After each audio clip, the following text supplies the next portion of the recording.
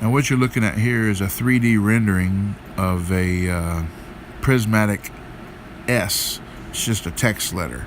And then in return I'll bring that into the file loader for the CNC router, and now I'm going to use a 2-inch 110 degree V-carve router bit to make this 6-inch prismatic S, and that's cut out of 3/4-inch PVC. Now the next thing it does after that V-carve, it's going to take a 1/4-inch end mill bit and trace around and actually free that S from the stock PVC sheet.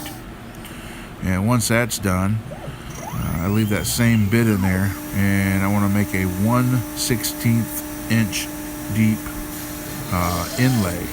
It's basically a groove for the S to lay inside of. Now this is just an example, but in a real sign you would have a word or an image or whatever.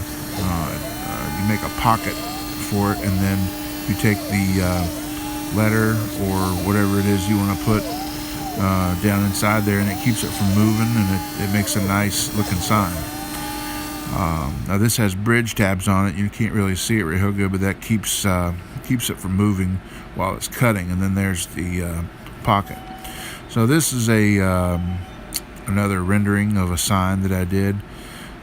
So is this. This is just an image that I drew several years back, and I wanted to make it into a 3D rendering on the computer just to see what it would look like.